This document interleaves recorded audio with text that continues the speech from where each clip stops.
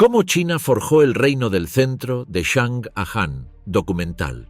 Desde las brasas de aldeas olvidadas y los rumores de valles esculpidos por los ríos, se formó una civilización.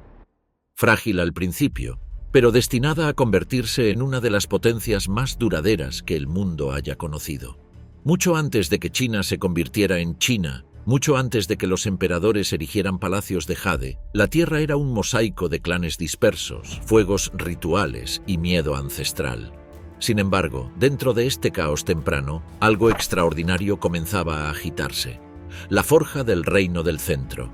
Esta es la historia de cómo un pueblo forjó el orden a partir del desorden, de cómo los reyes surgieron y cayeron como tormentas pasajeras, y de cómo dinastías enteras de Shang, Zhou, Qin y Han forjaron a China en su primera gran forma imperial. Es una saga construida sobre bronce y sangre, sobre mandatos celestiales y ambición implacable, sobre filósofos que buscaban la armonía y gobernantes que perseguían la inmortalidad. Desde los rituales de huesos oraculares de Shang hasta la unificación de voluntad férrea de Qin Shi Huang, desde el florecimiento de la filosofía de Zhou hasta la dorada potencia del Imperio Han, este viaje sigue los siglos en los que China fue forjada. Bienvenidos a la forja del reino del centro. Los ríos que no pudieron ser domados. Mucho antes de que China cargara con el peso de imperios y dinastías, sus primeras historias comenzaron humildemente, dispersas por una tierra dominada por ríos.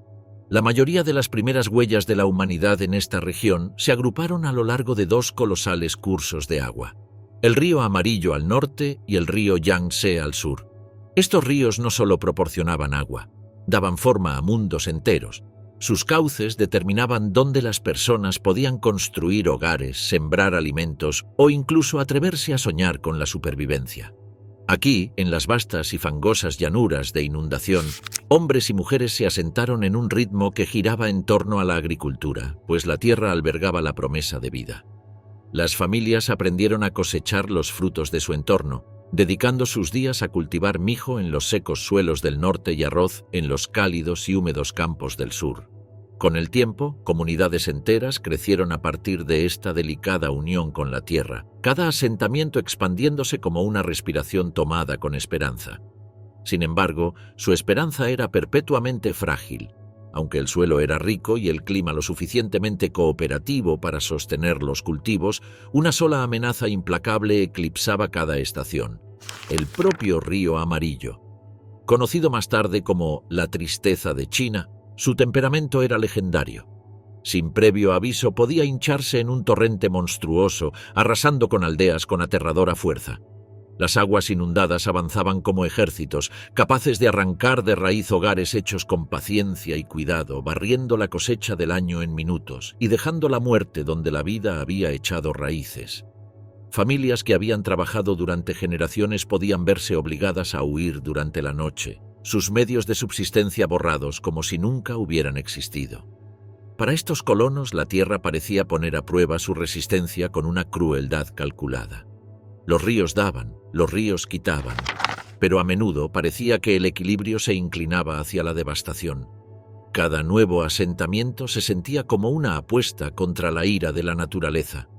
Fue en este clima de peligro y desesperación que surgió una figura, alguien que más tarde sería envuelto tanto en leyenda como en mito: Yu el ingeniero. La carga que se le impuso fue colosal. Se le encomendó una tarea casi imposible: controlar el flujo de los ríos que habían atormentado a generaciones. Para las comunidades nacientes que luchaban por sobrevivir, Yu representaba su última esperanza de asegurar un futuro ya no acechado por las inundaciones. Yu no tomó esta responsabilidad a la ligera. Había visto la furia de los ríos no a través de historias, sino a través de una tragedia personal. Su padre, Gun, había intentado alguna vez domesticar estas mismas aguas salvajes, liderando los primeros intentos para defender los asentamientos con enormes diques y presas. Durante 10 largos años, Gun y sus hombres vertieron sudor y sangre construyendo enormes muros destinados a contener la ira del río. Pero cada vez que las estructuras se alzaban, el río Amarillo subía más alto. No importaba cuán anchos fueran los diques o cuán gruesas las presas, el río destrozaba sus esfuerzos con casi deliberada malicia. La derrota de Gun fue el tipo de fracaso que podía destruir toda una estirpe. Sin embargo, Yu se negó a heredar la desesperación. En lugar de eso, heredó la misión. Sin miedo a la sombra que los fracasos de su padre proyectaban, Yu dio un paso adelante con una determinación que rozaba la valentía. Entendió que el río no cedía ante la fuerza bruta. Había humillado a todos los que lo intentaron, así que Yu cambió completamente la estrategia. Buscó la asociación en lugar de la confrontación. Para lograr esto, Yu unió fuerzas con una figura semimítica en la leyenda temprana china, Hou Yi, recordado aquí no como el arquero celestial de las historias populares, sino como un experto agrícola visionario acreditado con la introducción del mijo a los primeros agricultores. Juntos, Yu y Hou Yi estudiaron los ríos como si fueran seres vivos. Observaron el terreno, trazaron patrones de agua y consideraron lo que muchos hombres antes que ellos habían pasado por alto, que la clave no era luchar contra el río, sino guiarlo. Sus largas noches de planificación y debate culminaron en una idea revolucionaria: un complejo sistema basado en canales que redirigiría las aguas de las inundaciones de forma segura hacia el mar. Estos canales no solo drenarían el exceso de agua peligrosa, evitando la destrucción, sino que también retendrían parte del flujo, almacenándolo para riego durante tiempos de escasez. Era un diseño nacido de la observación, la inventiva y un profundo respeto por los ritmos de la naturaleza. Cuando el sistema finalmente se construyó y puso en marcha, el efecto fue asombroso. Las catastróficas inundaciones que habían atormentado la región durante generaciones comenzaron a disminuir.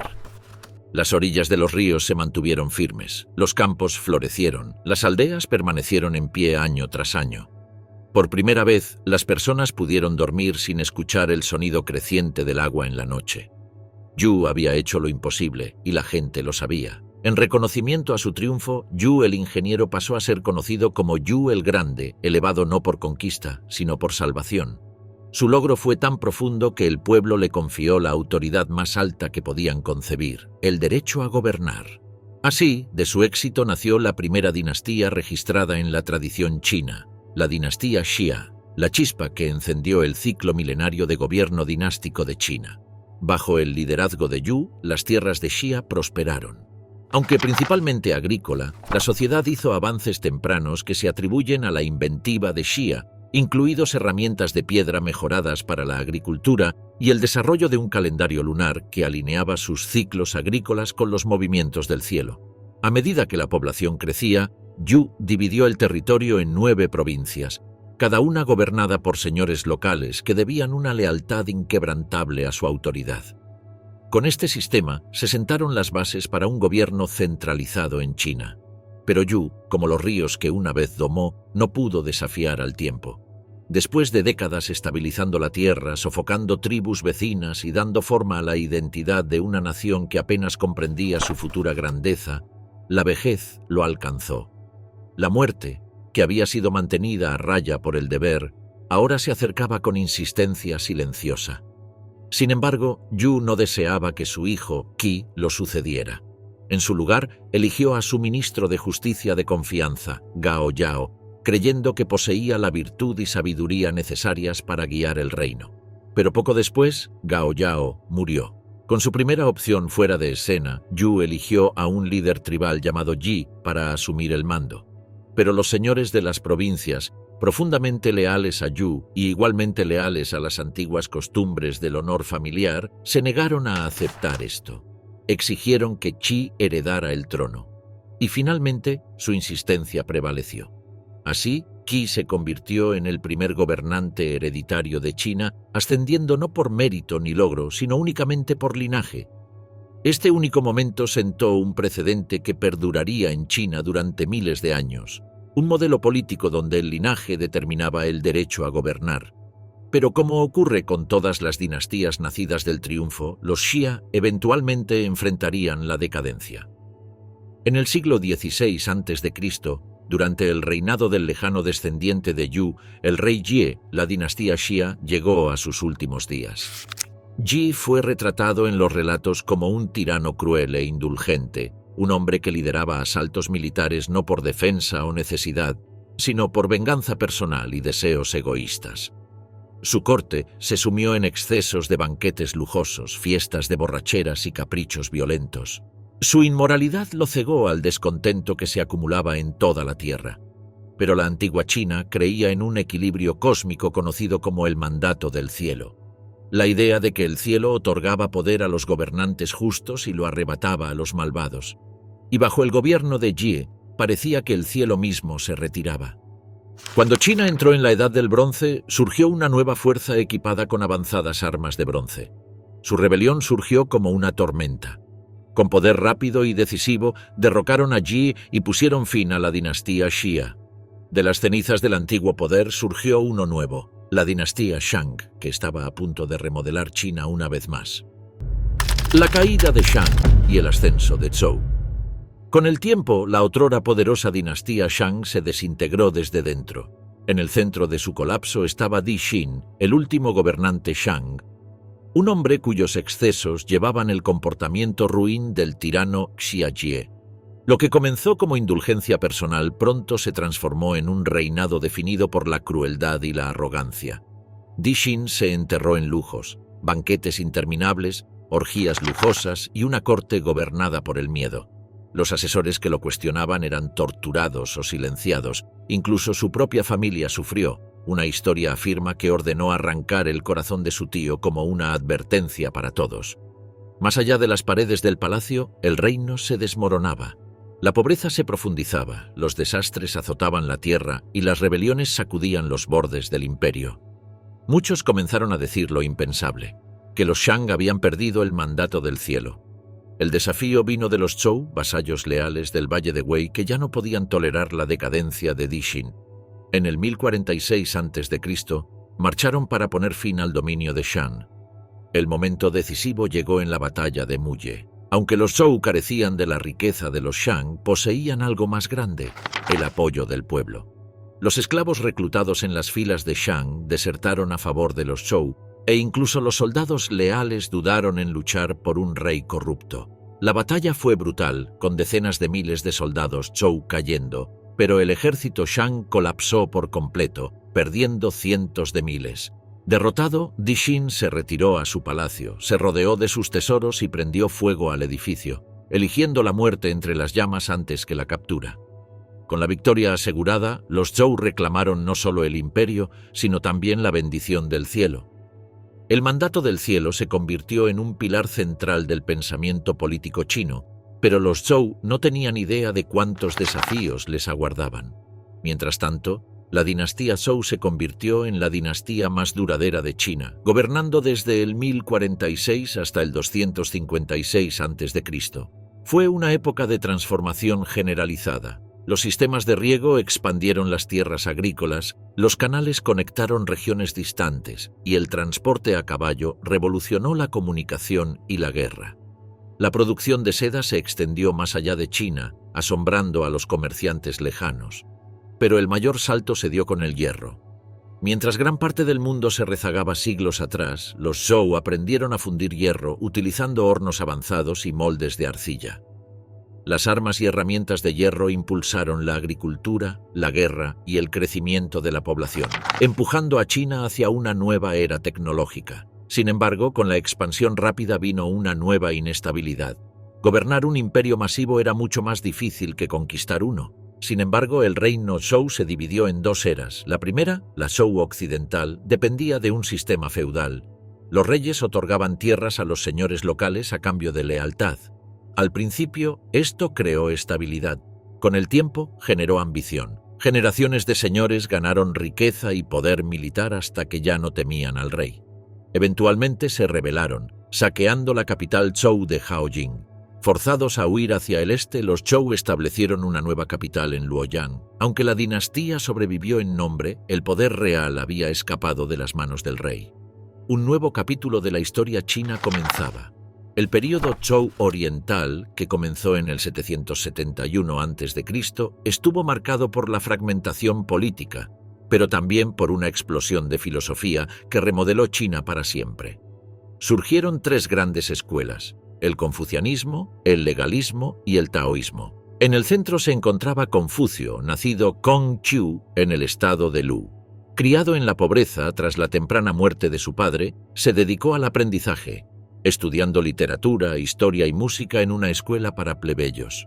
Después de casarse joven y perder a su madre poco después, trabajó en modestos empleos gubernamentales solo para poder costear su entierro. Su sabiduría ganó lentamente atención hasta que finalmente le otorgaron el cargo de ministro de Asuntos Criminales. Ver de primera mano la decadencia moral de China moldeó su filosofía. Confucio creía que las personas tenían una bondad natural, pero que la sociedad necesitaba estructura para fomentarla. Definió 5 relaciones esenciales conocidas como los 5 vínculos: gobernante a súbdito, marido a esposa, padre a hijo, hermano mayor a hermano menor y amigo a amigo. Enseñó que respetar a los ancianos, honrar a la familia y cumplir con los deberes de uno sanaría una sociedad rota. En su visión, una familia virtuosa era la base de una nación virtuosa. Sus ideas serían llevadas a través de los siglos, influyendo en China y el este de Asia durante milenios. El camino hacia los estados combatientes. Confucio veía a China como una gran familia, unida no por fronteras, sino por un deber moral compartido. Para él, los gobernantes eran como los padres, debían guiar con virtud, no con miedo. Cuando los líderes actuaban con compasión, él creía que el pueblo respondería con lealtad y armonía. Pero mientras Confucio promovía la benevolencia, surgió otra filosofía en oposición. Los legalistas tenían una visión mucho más oscura de la naturaleza humana. Argumentaban que las personas eran inherentemente egoístas y desordenadas, y que solo las leyes estrictas con castigos severos podrían mantener la estabilidad. Han Feizi, que había sido estudiante de Confucio, se convirtió en la voz principal de esta doctrina, insistiendo en que el idealismo nunca podría mantener unido un Estado que se desmoronaba. A medida que el caos se expandía durante la última era Zhou, muchos gobernantes se inclinaban hacia la rígida efectividad del legalismo. Una tercera filosofía surgió como contrapunto a ambas. El taoísmo animaba a los individuos a vivir de acuerdo con el flujo natural del universo, en lugar de forzar el orden a través de códigos morales o control legal. Enseñaba el balance, la suavidad y la aceptación, simbolizados por el yin-yang. Juntas, estas 3 escuelas de confucianismo, legalismo y taoísmo formaron el núcleo intelectual de la civilización china y definieron lo que los historiadores más tarde llamarían las 100 escuelas de pensamiento. Pero mientras los eruditos debatían, la dinastía Zhou se desintegraba. Antiguos vasallos de los Zhou, ahora poderosos y ambiciosos, comenzaron a declararse a sí mismos reyes. La unidad se desmoronó y China se dividió en potencias contendientes. Finalmente, 7 grandes estados se erigieron en el centro de una era definida por la guerra constante: Qin, Han, Yan, Wei, Zhao, Chu y Qi. Cada uno quería la dominancia total. Fue en este ambiente de alianzas cambiantes y campañas implacables que un estratega llamado Sun Tzu escribió El arte de la guerra, una guía revolucionaria que destilaba la guerra en principios de adaptabilidad, engaño y ventaja psicológica. Entre los 7 estados, Qin se destacó por su disciplina inigualable e innovación militar. A su cabeza estaba Jing Zheng, quien un día se autodenominaría Qin Shi Huang, el primer emperador. Los Qin comenzaron su empuje hacia la unificación conquistando el vulnerable estado de Han. Zhao, una vez un rival formidable, había sido gravemente debilitado décadas antes en la catastrófica batalla de Changping, donde casi 700.000 vidas se perdieron entre los ejércitos de Qin y Zhao. La supervivencia de Zhao dependía ahora de su mayor general, Li Mu, cuyas estrategias frustraban repetidamente los avances de Qin. Incapaz de derrotar a Li Mu en combate abierto, Jing Zheng recurrió al engaño. Agentes de Qin sobornaron y manipularon a funcionarios de Zhao, convenciendo al rey de que Li Mu estaba conspirando para traicionar. Li Mu fue destituido del mando y ejecutado. Sin él, Zhao colapsó. En 228 a.C., su capital Handan cayó y el rey fue asesinado. Con Zhao fuera del mapa, las fuerzas Qin se dirigieron hacia el estado de Yan. Sabiendo que no podían ganar militarmente, el príncipe heredero de Yan, Dan, intentó una solución desesperada: asesinar a Jing Chen. Reclutó a Jing Ke, quien se hizo pasar por un desertor llevando regalos de rendición, uno de ellos un mapa que ocultaba una daga envenenada. Cuando Jing Ke presentó el mapa, se lanzó hacia el rey. Jin Cheng escapó por poco, desenvainando su larga espada ceremonial después de una lucha frenética. Jin Ke fue asesinado y el intento fracasó.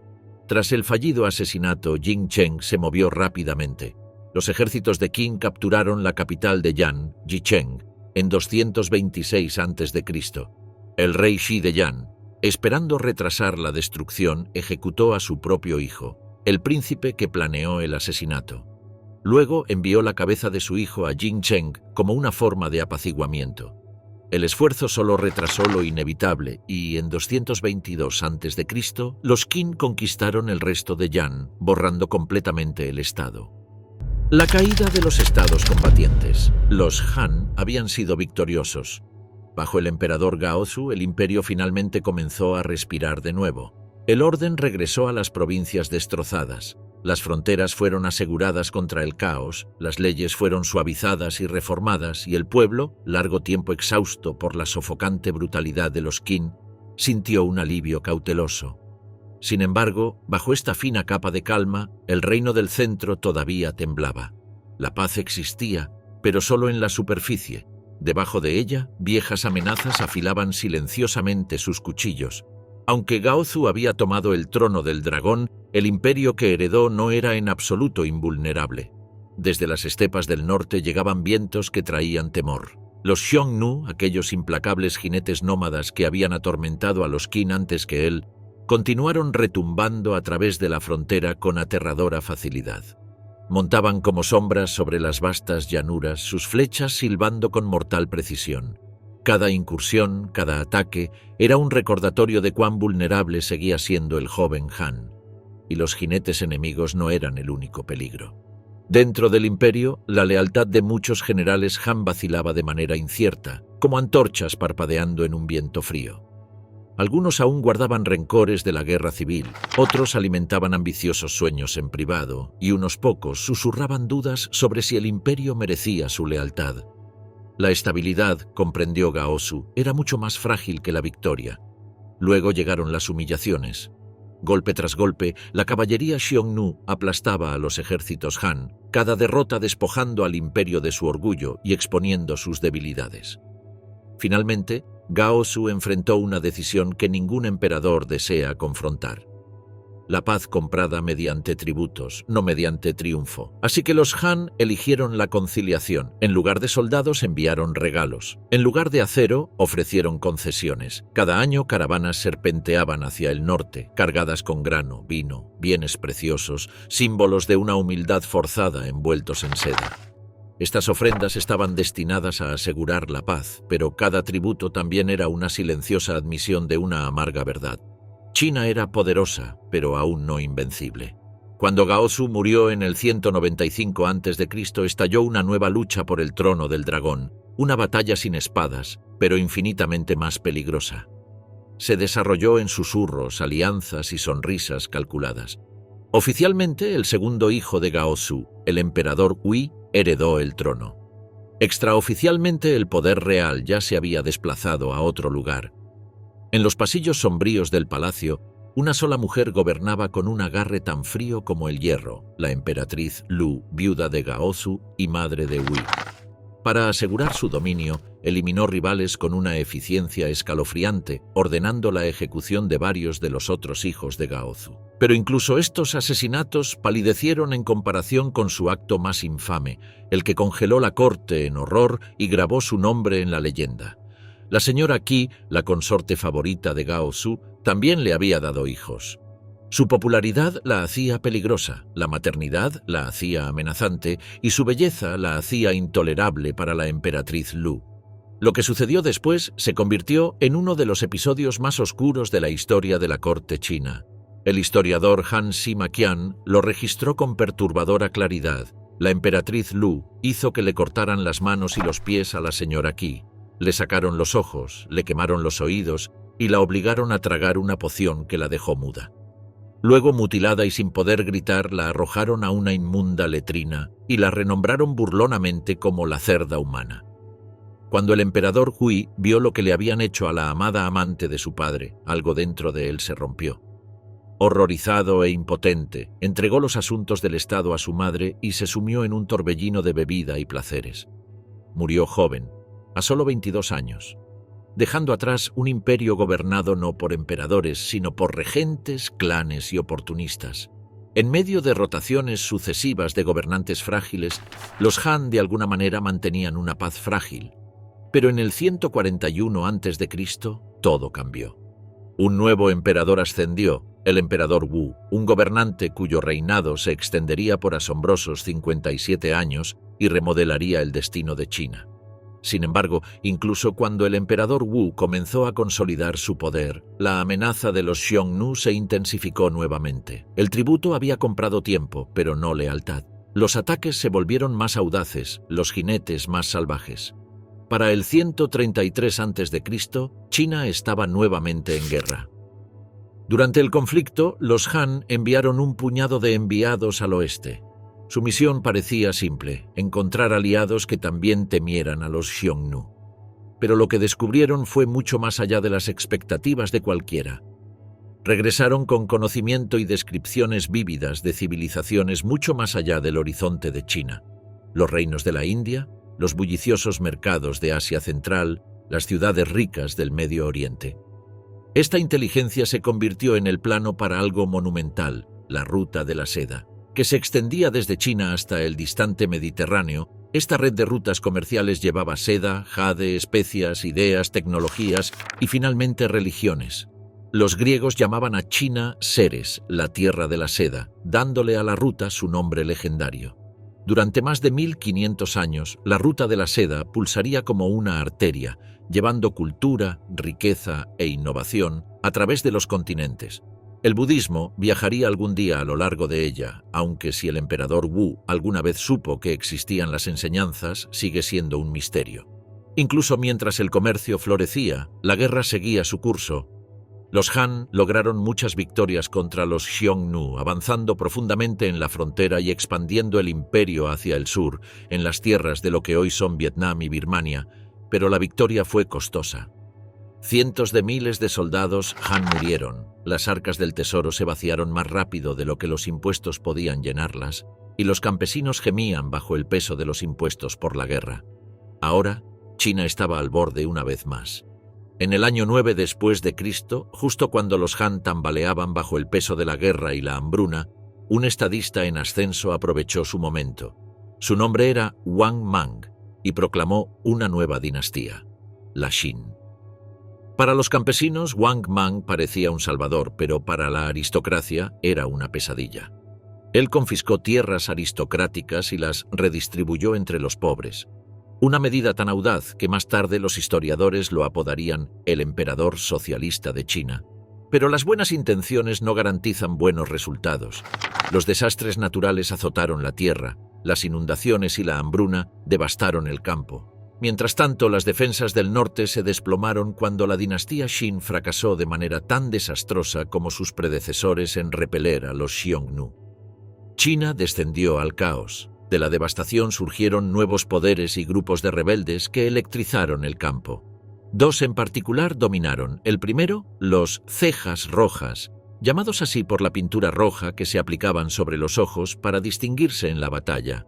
El segundo, los rebeldes Lulin, guerrilleros de pequeñas bandas que se convirtieron en ejércitos.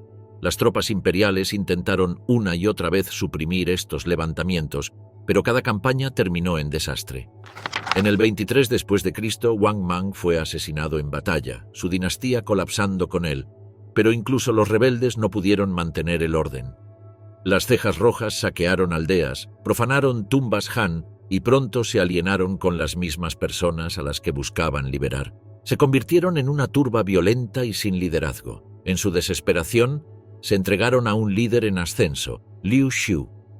Conocido en la historia como el emperador Guang Wu, perdonó a las cejas rojas y comenzó su campaña de restauración. Durante la siguiente década, aplastó a los señores de la guerra rivales uno por uno hasta que por fin gobernó el reino en solitario, pero la antigua capital, Chang'an, fue quemada, saqueada y destruida. Así que Guang Wu eligió un nuevo corazón para el imperio, Luoyang. Con este cambio, comenzó la siguiente era de los Han, la dinastía Han Oriental. Bajo la guía de Guangwu, la esperanza regresó lentamente. Los impuestos se redujeron, los campesinos recuperaron estabilidad. Surgieron más de 100 nuevas instituciones académicas a lo largo de la tierra, formando una clase educada que guiaría el futuro de China. El confucianismo recuperó su lugar en el centro de la vida china. Jóvenes que encarnaban sus virtudes fueron nominados como funcionarios gubernamentales, un sistema que asombrosamente sobreviviría durante casi 2 milenios. Un nuevo siglo dorado comenzaba. La dinastía Han Oriental resurgió con energía y la economía floreció. El ejército se fortaleció, armado con ballestas para matar a larga distancia y hachas y espadas de hierro para dominar en combate cuerpo a cuerpo. El imperio expandió su control sobre Corea y Vietnam. Los Xiongnu, dentro del territorio Han, se levantaron y fueron aplastados. Sin embargo, a medida que el imperio se hacía más fuerte, sus emperadores se volvían más débiles. El verdadero poder pasó a manos de los funcionarios civiles y cortesanos que designaban y destituían emperadores a voluntad. Su mayor contribución, sin embargo, redefiniría el mundo, la invención del papel. Por primera vez en la historia china, las ideas se movían libremente, de forma económica y extensa, pero el progreso no impidió el declive. Un gobierno central debilitado aumentó los impuestos, descuidó el alivio de la hambruna e ignoró el sufrimiento del pueblo común. Y de este sufrimiento surgió una tormenta. En el 184 después de Cristo, un sanador taoísta llamado Zhang Yue declaró que los Han habían perdido el mandato del cielo. Sus seguidores, vestidos con turbantes amarillos, se extendieron por China como un incendio forestal, atacando oficinas gubernamentales, saqueando pueblos y prometiendo una nueva era de igualdad. Aunque la rebelión fue finalmente sofocada, el daño ya estaba hecho. Los Han estaban fatalmente rotos. Para sobrevivir, el gobierno volvió a empoderar a los nobles regionales. Estos nobles rápidamente se transformaron en señores de la guerra, dividiendo China en reinos personales. Comenzó una nueva era de conflicto. Los señores de la guerra lucharon, las alianzas se destruyeron y los ejércitos marcharon interminablemente. Finalmente solo quedaban 3 grandes estados, Wei, Wu y Shu Han. Uno por uno cayeron. Primero Shu Han, agotado por la guerra, luego Wei, absorbido por el ascenso del poderoso clan Jin, y finalmente Wu en el 280 después de Cristo. China fue reunificada bajo la dinastía Jin, pero la unidad no trajo paz. El emperador Wu de Jin ascendió al trono y rápidamente abandonó la gobernanza por el placer. Llenó sus harenes con miles de mujeres y creó un sistema extraño para elegir a sus compañeras nocturnas. Recorría el palacio en un carro tirado por cabras, durmiendo con la concubina con la que las cabras se detuvieran. Incluso las mujeres esparcían sal y bambú frente a sus puertas para atraer a las cabras. Durante 8 años, el emperador vivió en esta niebla de placer. El matrimonio mismo fue prohibido hasta que terminara de elegir a sus concubinas. La gobernanza cesó, la corrupción se extendió, y cuando el emperador Wu murió en el 290, China se sumergió en una de sus guerras civiles más oscuras, la Guerra de los 8 Príncipes. Los señores de la guerra invitaron a tribus nómadas, especialmente a los Xiongnu, a unirse a sus conflictos. Pero estas tribus pronto se volvieron contra sus anfitriones, conquistando el norte de China y obligando a la corte Jin a huir hacia el sur. China cayó en siglos de fragmentación hasta que finalmente, en el 581, surgió una nueva dinastía con la promesa de unidad, la dinastía Sui. Los Sui reunificaron China en el 589 y restauraron el gobierno de los Han sobre una tierra fragmentada. También buscaron absorber culturalmente a los bárbaros del norte que se habían establecido en China durante el caos. El confucianismo y el budismo florecieron bajo el emperador Wen, quien había sido criado por una monja budista. Pero las amenazas se cernían más allá de las fronteras de China, especialmente por los crecientes poderes turcos de las estepas. Luego llegó el emperador Yang, hijo de Wen, y con él todo se desmoronó. Obsesionado con la gloria, el emperador Yang vertió la fuerza del imperio en colosales proyectos de construcción. Miles de campesinos murieron reconstruyendo y expandiendo murallas, carreteras y palacios. Pero su mayor obsesión era la conquista. Yang lanzó 3 invasiones catastróficas de Goguryeo, en lo que hoy es Corea. Cada una fracasó de manera más desastrosa que la anterior. En la última campaña, el 90% de los soldados Sui murieron, mientras que las pérdidas de Goguryeo fueron mínimas. El imperio sangraba, el pueblo moría de hambre, la rebelión estaba en todas partes, y la dinastía Sui colapsó bajo el peso de la ambición de su propio emperador. El ascenso de Li Yuan. China entró en los últimos años de la dinastía Sui en caos. La hambruna arrasaba el campo, las rebeliones surgían como incendios forestales, las guerras fallidas drenaban el tesoro y un emperador se sumergía en la sospecha y la locura. En este mundo en colapso surgieron dos figuras que remodelarían el destino del imperio, Li Yuan y su hijo Li Shimin, los improbables arquitectos de la próxima gran dinastía de China. Nacido en el 566 después de Cristo, Li Yuan llegó a la adultez en un reino fracturado donde las fronteras cambiaban tan rápidamente como las lealtades. Las invasiones nómadas, las despiadadas intrigas de la corte y los gobernantes que vivían en constante temor hicieron que el alto estatus fuera tan peligroso como prestigioso. Su familia estaba estrechamente vinculada a la casa imperial, pero bajo el emperador Yang Guang, la proximidad al trono del dragón podía ser letal. La tiranía de Yang Guang crecía con cada año que pasaba y hasta los funcionarios más leales aprendieron que un solo paso en falso podía costarles todo. Mientras Li Yuan navegaba por las mortales corrientes de la intriga palaciega, su hijo Li Shimin forjaba su reputación en el campo de batalla. Aún joven, mostró una brillantez estratégica que sorprendió a los veteranos comandantes. Destruyó fuerzas turcas una y otra vez, incluso orquestando un engaño legendario. Usando banderas y tambores para simular un ejército vasto, engañó a los turcos para que se retiraran sin derramar una sola gota de sangre. Pero incluso las victorias de Shimin no podían ocultar la verdad. El imperio mismo se estaba descomponiendo. La dinastía Sui se desmoronaba desde dentro. Las catastróficas invasiones de Goguryeo por parte del emperador Yang consumieron recursos, mano de obra y moral, desatando levantamientos por todo el imperio. Sus ejecuciones paranoicas de generales leales enviaron oleadas de terror a través de la capital. Lo que una vez fue un reino unificado ahora temblaba al borde del colapso. Li Yuan vio el peligro que se cerraba a su alrededor. Mantenerse obediente al emperador ya no era lealtad, era suicidio. Li Shimin, audaz y con los ojos claros, le urgió a actuar. No hacer nada ahora significaba la destrucción de la familia. Finalmente, Li Yuan dio su movimiento. Esparció en silencio rumores de una nueva invasión de Goguryeo, incitando la indignación pública contra las políticas destructivas de Yang Guang. El apoyo creció rápidamente. Advirtió a su familia que escaparan antes de que los asesinos imperiales llegaran a ellos. Mientras tanto, los ejércitos rebeldes se desbordaban por las provincias y los jinetes turcos avanzaban más profundamente en la frontera norte. Li Yuan dudó, sin saber si la rebelión o la retirada era el camino más sabio. La hija de Li Yuan, Pingyang, no solo escapó de la capital, sino que reunió a decenas de miles de rebeldes bajo su bandera. Con sus fuerzas uniéndose a las de Li Yuan, la familia entró en la rebelión junta como líderes militares. El asalto a Chang'an fue rápido. Las fuerzas de Li Yuan tomaron la capital y depusieron al heredero de los Sui. Lejos de la capital, Yang Guang fue traicionado y asesinado por sus propios oficiales. Con los Sui fuera del poder, Li Yuan emergió como la nueva fuerza en China. En el 618 después de Cristo, Li Yuan proclamó la dinastía Tang, convirtiéndose en su primer emperador. Li Shimin, el genio militar detrás de muchas victorias, fue nombrado primer ministro. Pero nuevas amenazas rodeaban inmediatamente a la dinastía. Estados rivales en el este, presión turca en el norte y un creciente conflicto dentro de la familia imperial misma. La creciente fama de Li Shimin alarmó a su hermano mayor Li Jiancheng, el príncipe heredero.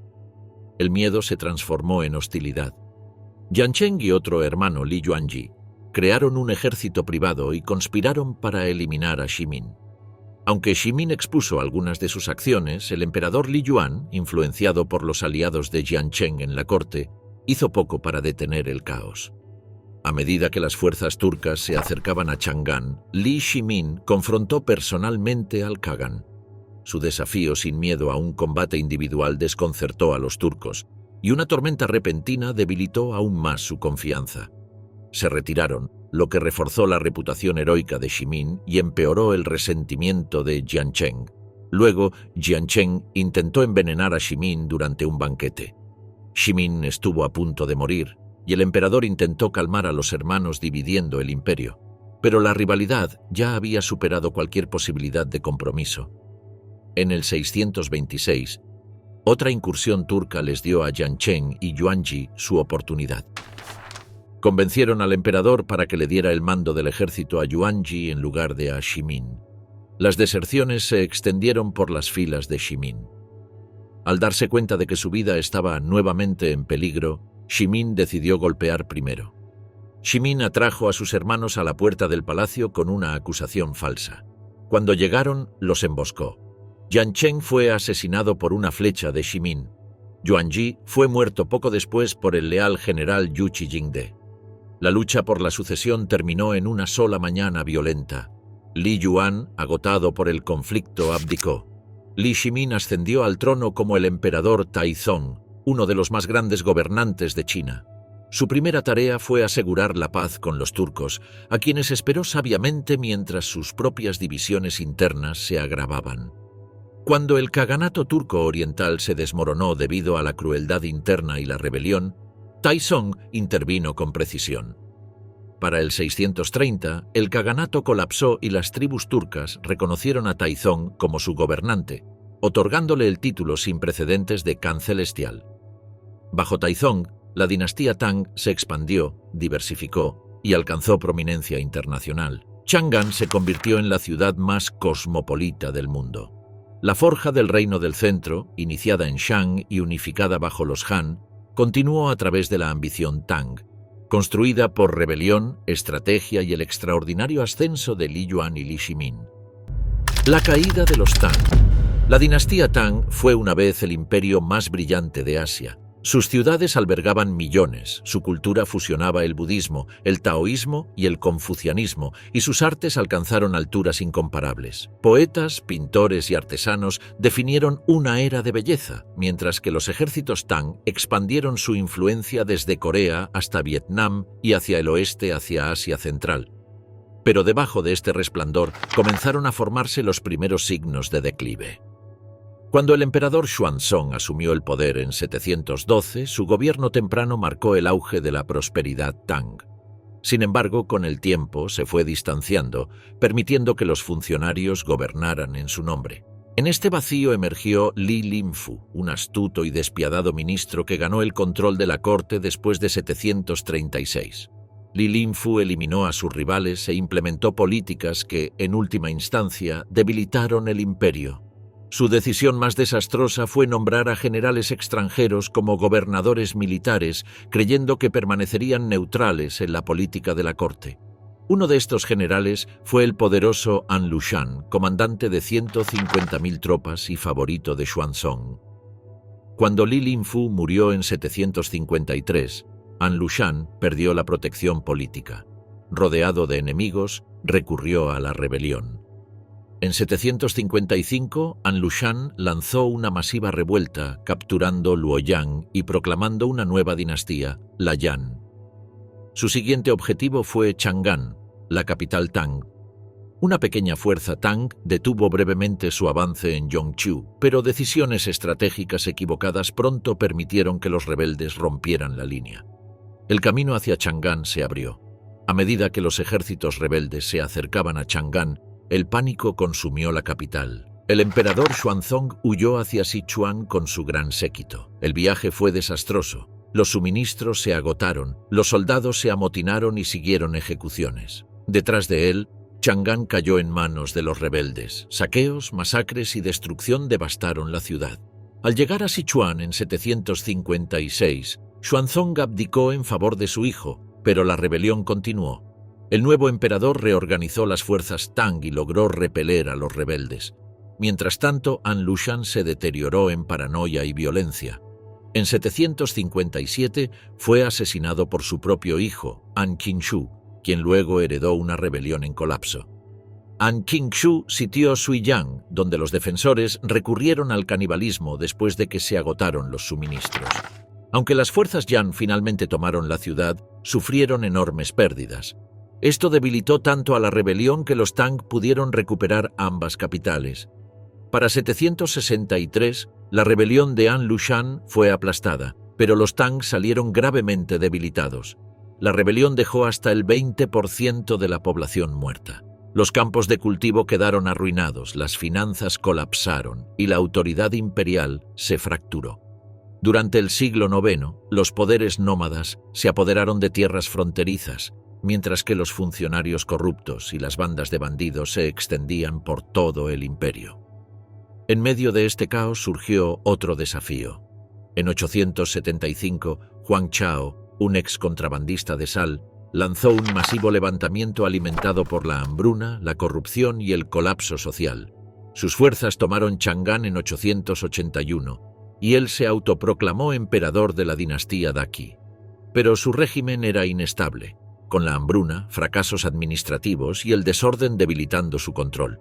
Su Wen, un ex rebelde que desertó hacia los Tang, lideró contraataques con aliados extranjeros. Huang Chao fue derrotado y asesinado en 884. Su rebelión asestó el golpe final e irreversible a los Tang. En 850, un alquimista creó accidentalmente la pólvora, un descubrimiento que eventualmente remodelaría el mundo. Pero para los Tang llegó demasiado tarde. A finales del siglo IX, el Estado estaba fracturado más allá de reparación. Los señores de la guerra dominaban la tierra, el ejército se fragmentó y el poder central se desvaneció. China se dirigió hacia la era de las 5 dinastías y los 10 reinos, una época de división y conflicto que surgió de las cenizas de los otrora poderosos Tang. 5 dinastías y 10 reinos. La era que siguió al colapso del dominio Tang se convertiría en uno de los capítulos más caóticos de toda la historia china. Una época en la que las lealtades cambiaban como la arena del desierto y en la que el imperio se fracturó en fragmentos lo suficientemente afilados como para hacer sangrar. Los historiadores más tarde le darían a este turbulento período un nombre: el período de las 5 dinastías y los 10 reinos. Pero para aquellos que vivieron a través de él, parecía menos una era histórica y más como el mundo colapsando en cámara lenta. Los cronistas de la época a menudo confesaban que este período es notoriamente difícil de seguir. ¿Y cómo podría ser de otra manera? En ocasiones parecía que el mismo tejido del reino temblaba bajo el peso de traiciones, asesinatos y alianzas que se rompían antes de que la tinta en los acuerdos hubiera secado. Los generales eran coronados una temporada y muertos a la siguiente. Las facciones florecían y se marchitaban como flores en una helada. En muchos aspectos, era un signo de la antigua era de los estados combatientes, como si los fantasmas de esa época hubieran regresado para exigir un segundo acto. De este paisaje desarticulado surgieron 5 dinastías en el norte, cada una luchando por reclamar el manto de legitimidad. Mientras tanto, en el sur y el oeste, surgieron 10 reinos independientes, lo suficientemente estables como para perdurar un tiempo, pero nunca lo suficientemente poderosos como para moldear el destino de todo el reino. Incluso en su relativa estabilidad, los reinos del sur eran poco más que notas al pie de páginas silenciosas comparado con los violentos ascensos y caídas catastróficas de las 5 dinastías del norte. Sin embargo, el primer hombre en tomar el trono del norte fue Zhu Wen, un señor de la guerra que había luchado una vez en la gran rebelión de Huang Chao antes de cambiar de bando y ofrecer sus servicios a los Tang. Pero Zhu Wen era un hombre con hambre mucho mayor que la lealtad, y una vez que la corte Tang comenzó a descomponerse, vio su oportunidad. En 904 cometió un acto que sorprendió incluso a una generación acostumbrada a la brutalidad. Ejecutó al emperador Tang y forzó al hijo de 13 años del monarca muerto a subirse al trono como un títere, nada más que una figura temblorosa tras la cual Zhu Wen podía maniobrar a su antojo. 3 años después, en 907, la máscara se cayó por completo. Zhu Wen tomó el trono, proclamándose emperador de la dinastía Liang posterior, la primera de las 5 dinastías, pero ninguna corona en esta época se llevaba sin sangre, y ningún trono fue nunca indiscutido. A través de las llanuras del norte, los señores de la guerra se inquietaron por la declaración de Zhu Wen. Entre estos rivales se encontraba Li Keyong, un feroz general que Zhu Wen había intentado asesinar en el pasado. El recuerdo de esa traición quemaba profundamente, y Lee Keyong se negó a reconocer la autoridad de Chu Wen. En su lugar, estableció el reino de Jin, una pequeña pero potente chispa que eventualmente encendería una tormenta de rebelión. Pero rivales como Lee Keyong no fueron los únicos enemigos de Chu Wen. Su verdadera caída sería forjada por algo mucho más cercano a casa. La crueldad de Chu Wen creció tanto en fama que incluso los hombres endurecidos susurraban sobre él con inquietud. Comenzó a convocar a las esposas de sus propios hijos al palacio, obligándolas a dormir con él. Se aprovechaba de las esposas de sus oficiales, agredió a sus propias nueras. El palacio ya no era un asiento de gobierno, se había convertido en una guarida de depredación. Y dentro de la familia imperial, los hijos de Chu Wen observaban cómo su padre se desmoronaba, cómo abusaba, cómo los dividía entre sí y cómo destruía los últimos hilos frágiles de lealtad familiar.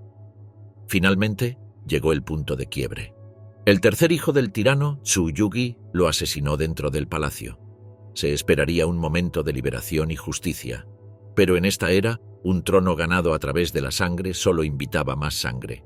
En menos de un año, Yougi fue asesinado a su vez, muerto por su hermano menor, Chu Yushen, quien tomó el trono en otro golpe de estado.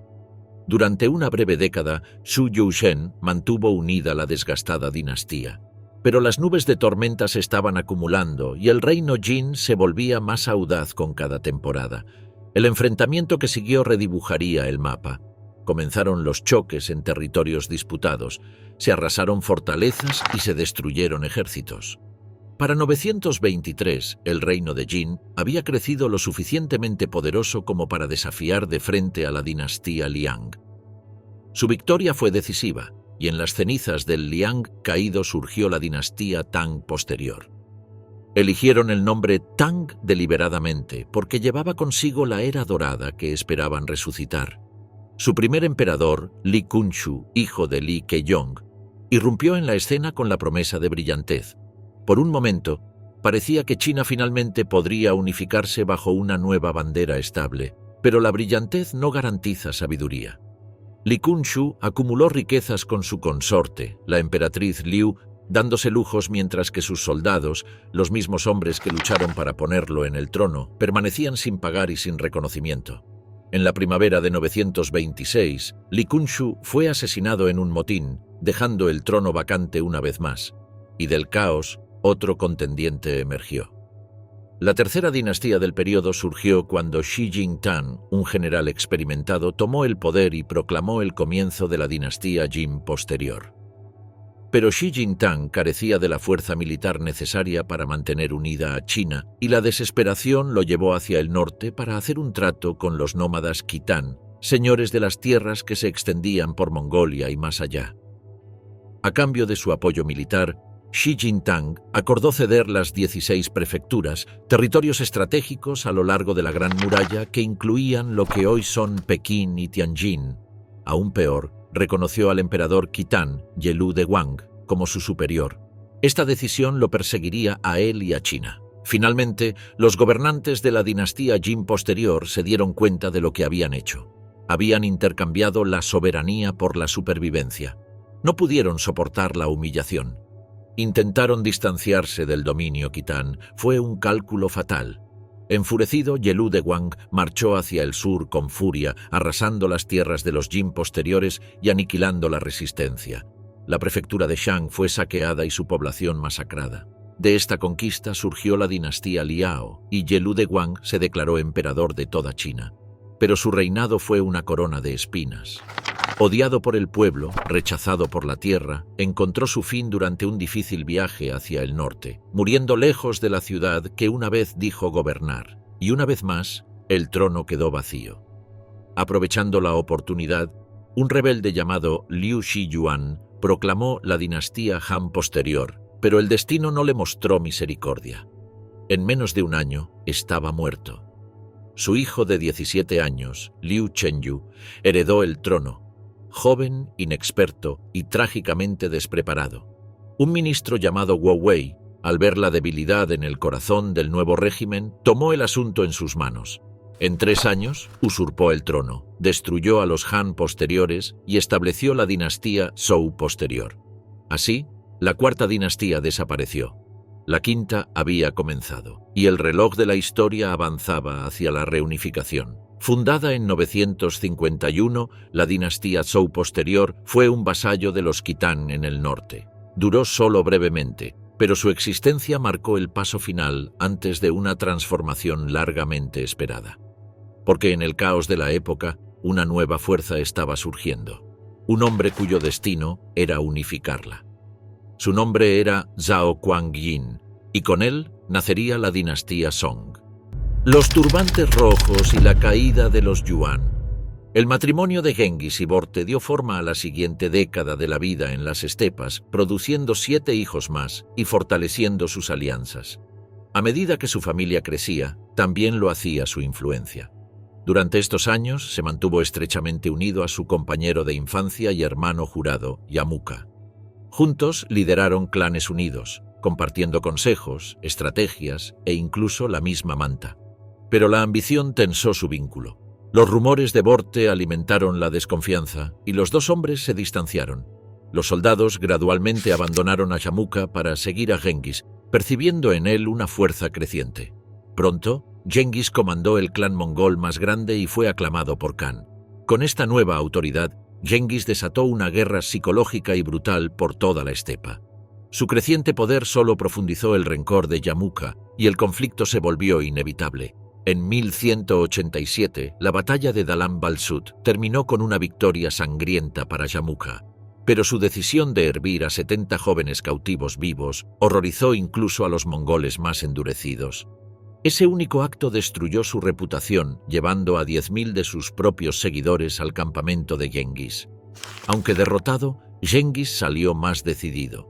Reconstruyó su ejército con precisión y disciplina, forjando la máquina que pronto aterrorizaría Asia. Cuando la dinastía Jin solicitó ayuda mongola contra los tártaros, Genghis aplastó al enemigo con facilidad. Yamuka intentó emboscarlo después, pero fracasó desastrosamente. Tras varias derrotas, huyó hasta que sus propios seguidores lo traicionaron. Entregado a Genghis, Yamuka rechazó la misericordia y pidió una muerte honorable, poniendo fin a la larga hermandad convertida en rivalidad. Con Yamuka fuera del camino, Genghis gobernó la estepa sin oposición.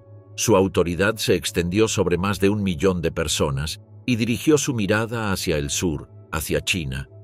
Entre los Jin en el norte y los Song en el sur se encontraba Xia occidental. Genghis conquistó Xia en 1209, luego se dirigió contra los Jin, que imprudentemente ejecutaron a sus enviados. Enfurecido, violó la Gran Muralla en 1211.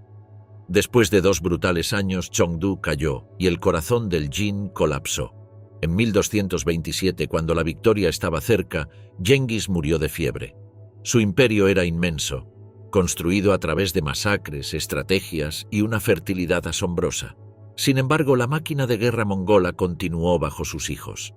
Para la década de 1230, los mongoles y los Song del sur se aliaron brevemente para destruir a los Jin en 1234. Una vez que los Jin fueron eliminados, los mongoles se volvieron contra los Song.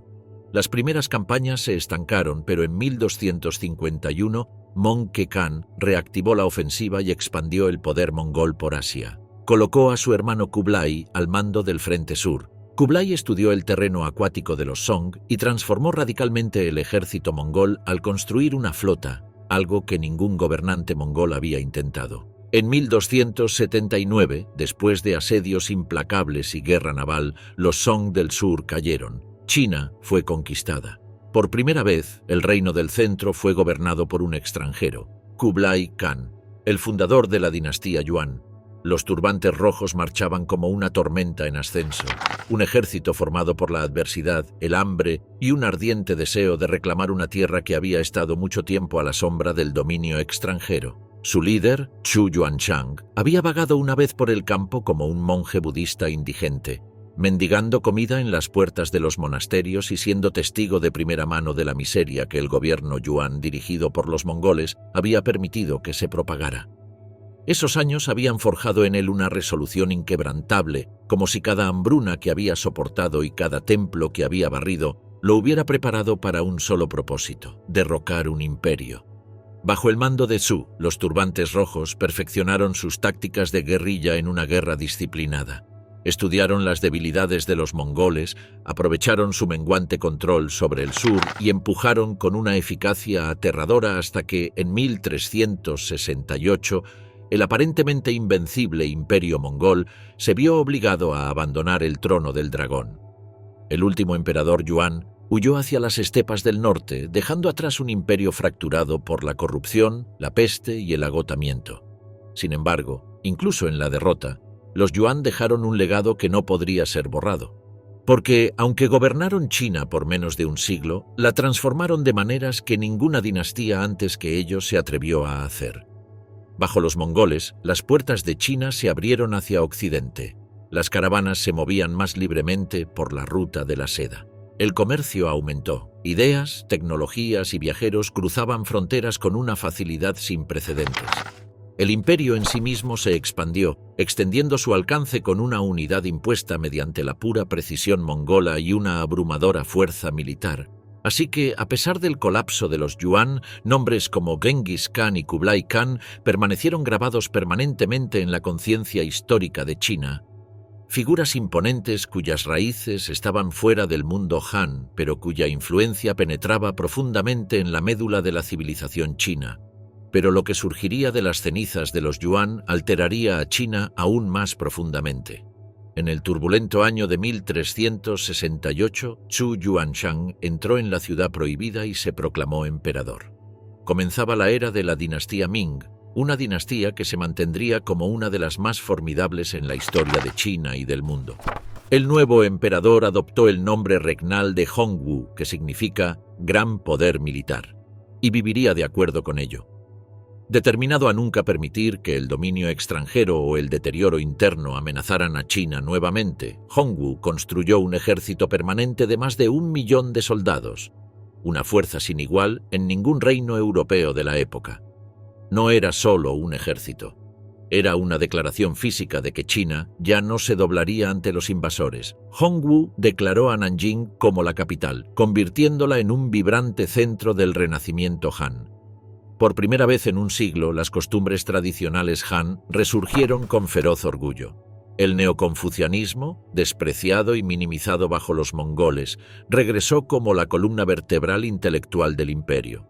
Los eruditos volvieron a la vida política, los mercaderes se sintieron seguros nuevamente y los artistas se encontraron en uno de los períodos creativos más fértiles que China haya experimentado.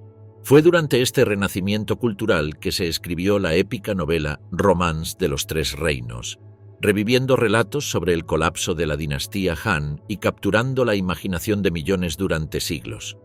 Para reconstruir un gobierno fuerte y leal, Hongwu revivió los exámenes de servicio civil confucianos, insistiendo en que los burócratas obtuvieran su estatus a través del estudio y el mérito, no por privilegio.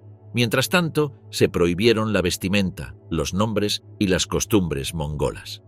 El mensaje de que China pertenecía nuevamente a los chinos era claro, pero las reformas de Hongwu iban mucho más allá del simbolismo. Habiendo sobrevivido a las hambrunas y los desastres como campesino, entendía mejor que cualquier gobernante anterior cuán frágil podía ser la vida de un agricultor.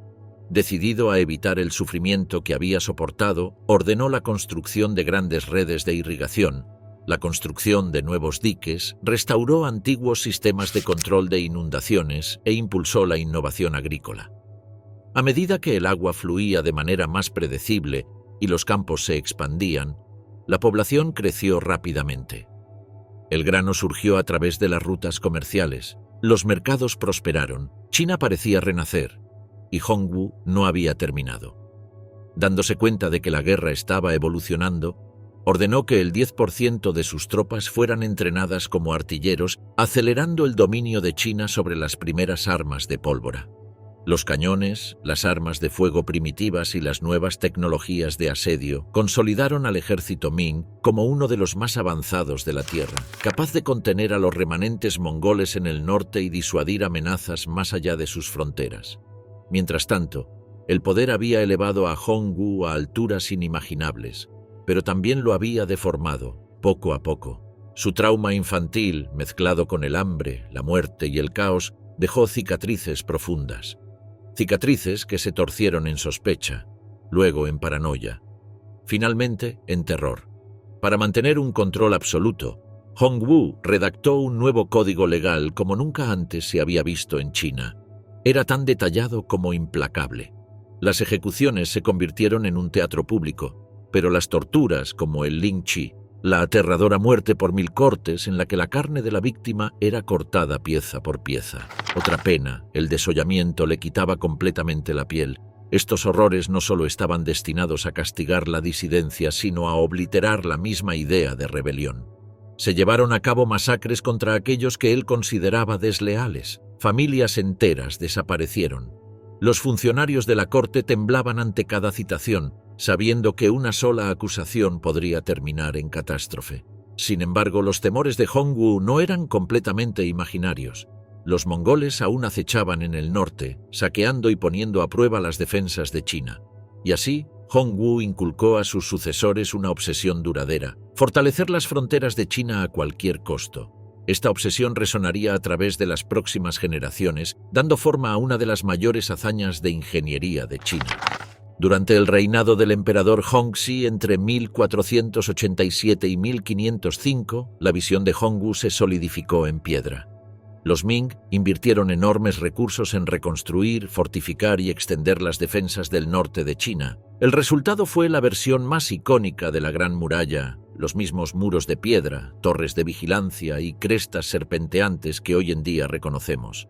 Esta muralla no era simplemente una barrera, era una declaración que prometía que China nunca más sería conquistada por los jinetes extranjeros que descendían de las estepas.